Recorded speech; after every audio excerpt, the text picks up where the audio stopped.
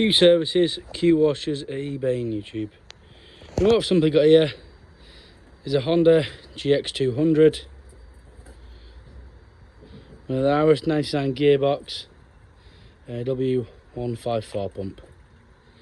As you can see, it's mounted on a base plate with 4 shockers on there. This can then be mounted anywhere. Single suction feed with a K1 unloader there, flow and return unloader system on there, and a prime and frost valve just here. As you can see, we've got a primary filter first and the return.